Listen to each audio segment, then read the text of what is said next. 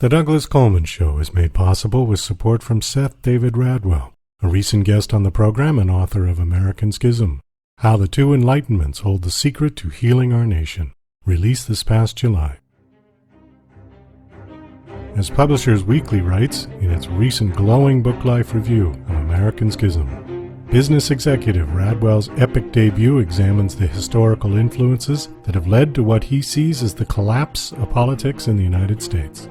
Seth Radwell makes the case that the current chasm between the American right and left can be traced back to the 18th century's Age of Enlightenment and the basic tenets of liberty, equality, and reason. American Schism provides a historical perspective that can help us fight today's unreason with reason and bridge current-day divides. American Schism by Seth David Radwell is available at Amazon, Barnes & Noble, and wherever books are sold. For more information, go to AmericanSchismBook.com. It's time for the Douglas Coleman Show. Mr. Smooth and Savvy is joined by guests from all walks of life, from the entertainment industry to authors to political and social commentators, the famous and not so famous, the controversial and the light and fluffy. We have it all. Now, here's Douglas Coleman.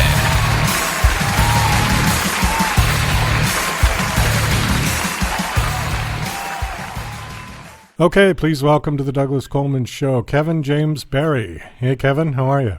I'm doing good, Doug. Thanks for having me on. Well, thanks for coming on. I appreciate it. So you are the writer-director of a film called GRIDLOCKED, this is a documentary or rockumentary on the band The Briggs. Is that correct? That's correct.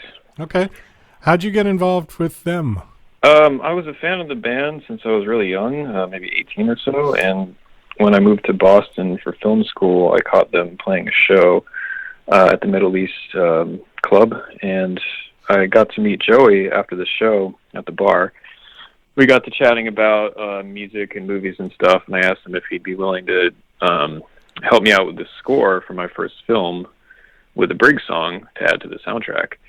And we kept in touch after that night, and when I moved to LA, we started filming music videos and rehearsals and that sort of thing. And then in 2015, after the band was on a long hiatus, Joey called me up and asked me if I'd come out and do photography and run the merch desk for them.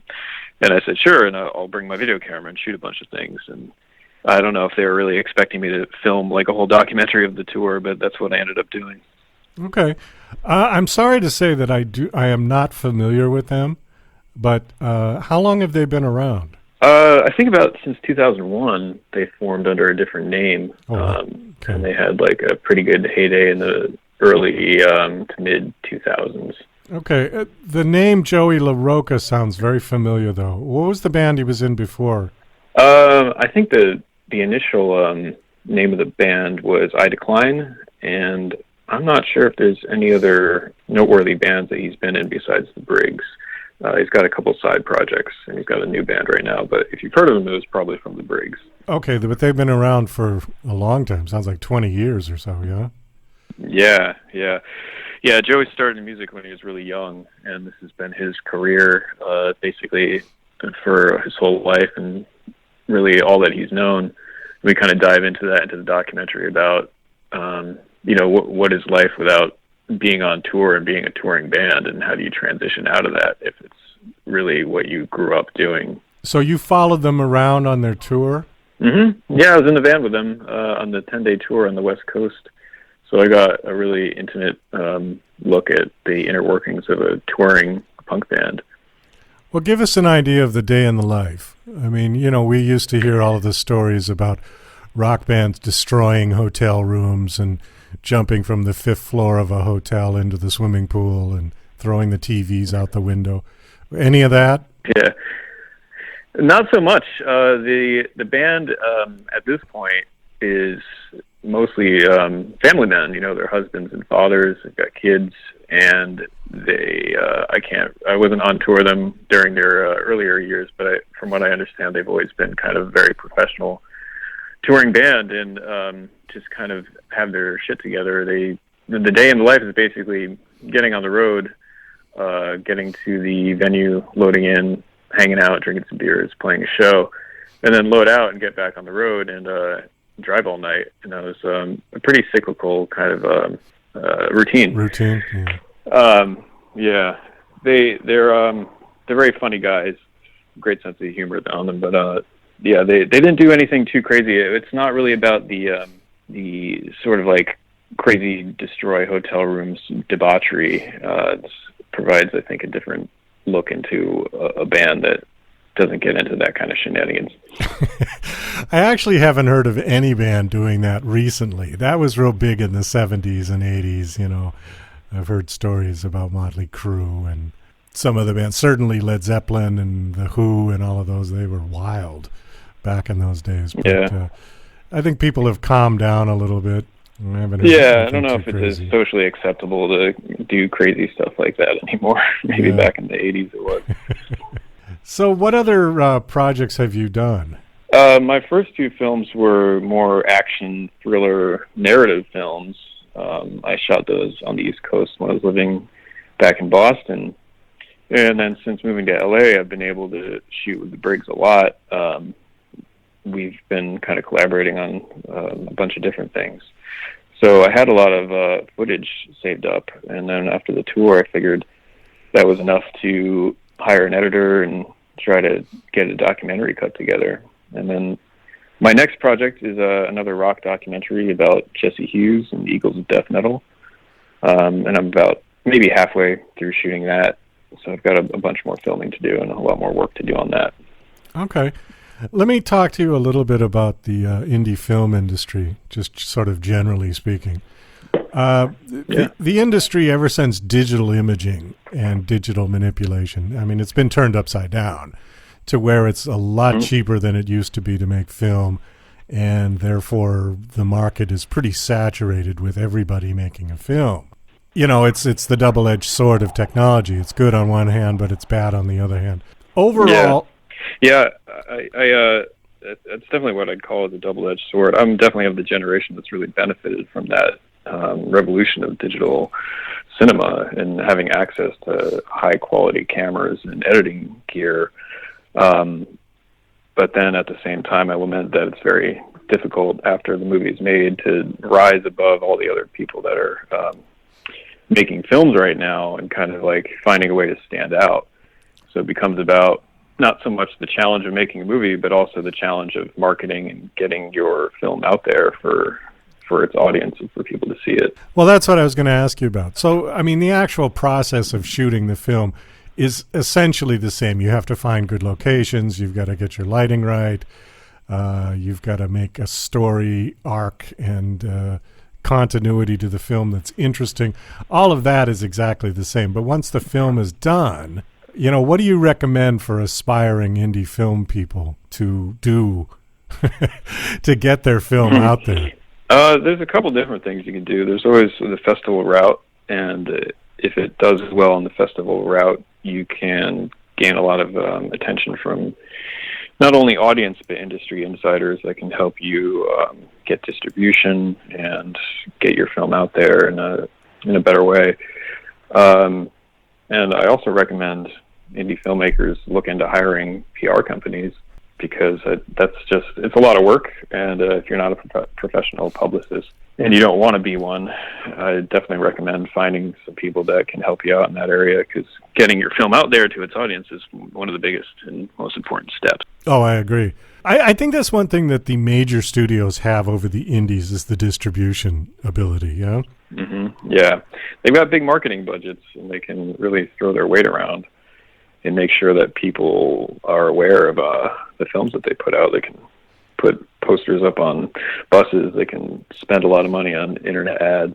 So yeah, they definitely have an advantage there, which, you know, you've got to find as an indie your own way to market in a targeted way and use your money carefully. Let me ask you something. So let's say that I've got a script, okay, and I want to get this turned into a film, and I have my own money to do it. I mean, I don't have $50 million, but let's say I've got enough. So what would I do first? Do I hire a production company, the people with the cameras and the equipment? Yeah, that's a good way to go. I've never hired a production company. I've always sort of been the production company on the films that I've done so far. So I'm not sure what the process is of that, but in my process, I usually just have to make a list of what needs to be done, and that usually consists of, casting and buying all the equipment and the gear and the props and the costumes. And basically you just go through the list and start checking things off. It helps to have a producing partner too to help you tackle that work. Okay. I'm curious about, because this says writer-director, but this is a documentary film. So is there actually a script to this? No, there's no script. I didn't give myself a writer credit on the film. I think that was just kind of added somewhere along the way. It's on your bio, but okay, that's all right. Yeah, I'm not sure how that got added, but yeah, I didn't add a writer credit or anything like that because there's no script. But a story does have to be constructed in a documentary. It's not really as cut and dried as just filming what you can and displaying it all for an audience. You have to pick and choose what you're going to show people, and in doing so, you're adding a bias and kind of a perspective and a structure to the story, which in a sense is writing it in the editing room. Oh, absolutely. I mean, depending on how something is edited, you can completely change the the narrative of the story. Yeah. Yeah, definitely. And on this one, I tried to keep it very, accurate and honest to what my experience was with the band, and also their, perspectives on the industry and that sort of thing. So it's kind of it's sort of tricky to make sure that you're being as honest as possible if that's your goal, and also making something as entertaining as possible. Are the Briggs signed to a label, or are they an indie band? They were signed with a Side One Dummy for a long time. I'm not sure what the situation is with their new releases. I think Joey started his own record label, which he releases his new projects through, called I believe it's This Is LA Records. Oh, okay. So any plans for future work? Have you got anything in the pipeline now? Yeah, I've got a bunch of scripts. I've got 5 scripts written. I sat down and did a lot of writing over the last couple of years because of all the lockdowns and stuff. I was kind of stuck at home and decided to really focus on new scripts. And me and my producing partners are looking to get those off the ground. And also I'm halfway through, I think, filming the documentary with Eagles of Death Metal, so I'm excited about that. So yeah, I've got a bunch of different things going on and looking forward to getting some new films finished. Okay, great. So the film is called Gridlock on Tour with the Briggs, and this is directed by... So you're director on this one, right? Yeah, okay. Yeah. Directed by Kevin James Barry. And the film is out now and available? The film is currently available for pre-order on iTunes, and it will be released February 15th on the major VOD streaming platforms, and then I think DVD and Blu-ray shortly after that. We are kind of pushing the pre-order because that really helps the placement in iTunes. So if people want to help out an indie film or they really want to support the film, the pre-order is really the best way to do it. Okay. Well, thanks for coming on the show and sharing, and best of luck with this film and all of your films in the future. I hope that everything goes well. Thank you, Doug. Appreciate your time. You're listening to Mr. Smooth and Savvy right here on the Douglas Coleman Show. We'll be right back after these commercial messages. Douglas Coleman's Don't Do a Podcast is a dryly humorous rant about Douglas's pet peeve, the unrelenting torrent of podcasts hitting the web on a constant basis. As technology has put podcasting within the reach of anyone, many wholly unqualified people have taken the plunge. This witty polemic tries to persuade them from broadcasting their drivel using Douglas's brand of sarcastic humor. Now on Amazon, only 99 cents. DJC Music and DJC Productions are pleased to announce a brand new website. We have started a listing website for radio show hosts as well as potential show guests. This is a meeting site where hosts and guests can come together. Show hosts can list their show and types of guests they're interested in booking. Potential guests can list their talents, bio, accomplishments, or anything they feel makes them an interesting radio show guest. There are no recurrent payments, only a one-time $5 listing fee. Your listing will stay up until you decide to cancel. Previous guests of The Douglas Coleman Show are welcome to submit their guest listing free of charge. Go to radiohostsandguests.com. That's radiohostsandguests.com. Are you an independent musician? How would you like to have your songs played on hundreds of radio stations just like the one you're listening to right now?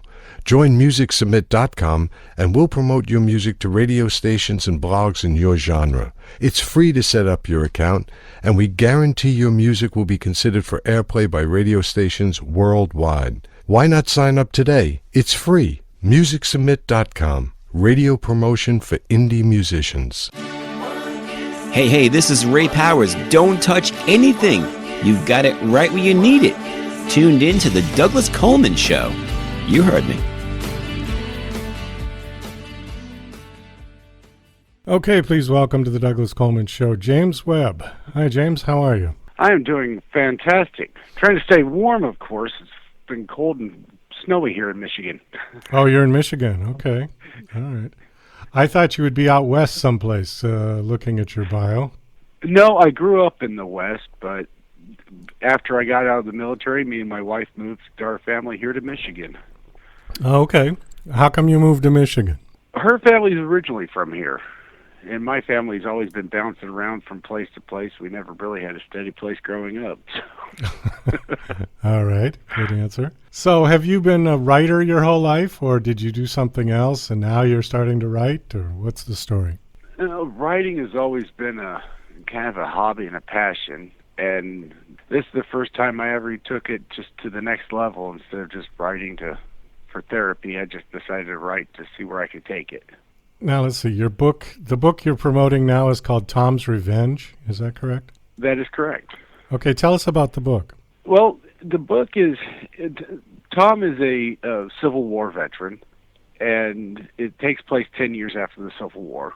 And like myself, he never went home after the end of the war, and bounced around the West and did odd jobs, various things, until he starts working for the Pinkerton Agency and is sent after a bad guy. Well, he crosses paths with the woman that he was in love with before the war, and they end up meeting back up in Belfouche, South Dakota. And the bad guy the Mad Dog ends up capturing the train, which has her on it, and it leads on to a chase where he actually gets the bad guy and gets the girl at the same time.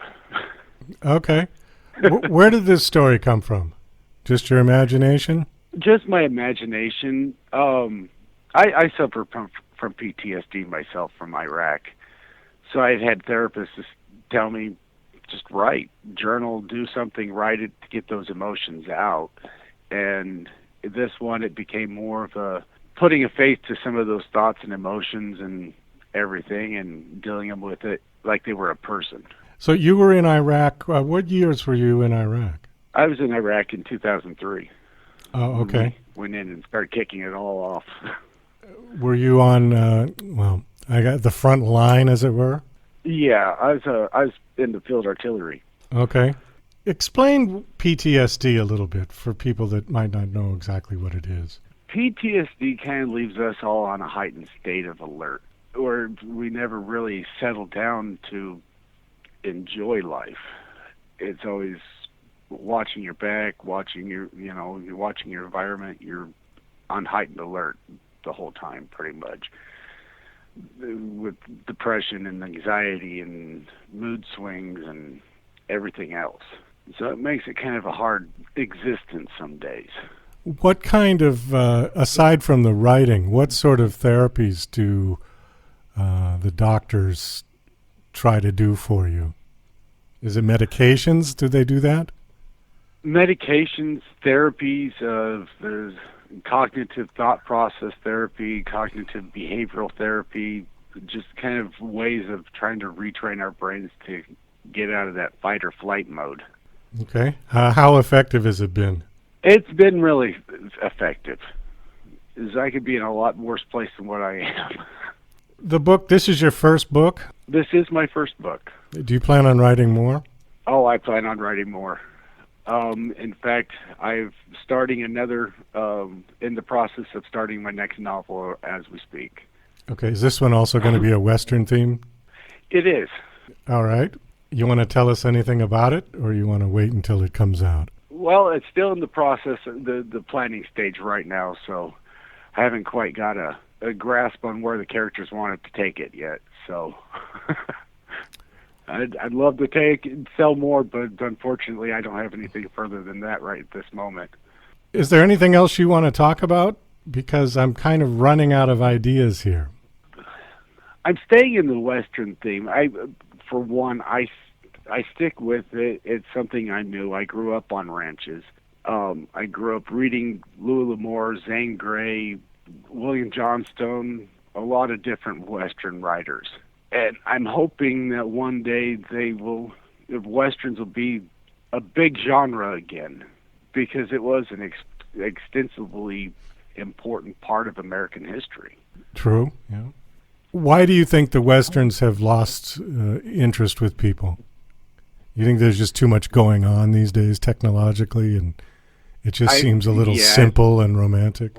I think that's what it is it's becoming more of that simple romanticism doesn't fit in with the hustle and bustle soul of today's society. Yeah. And this, I've been toying with a few ideas. I'm trying to revamp the Western to where it kind of brings in some of those old ideas with some of the new stuff to where, people can see where we are is because of where we've been.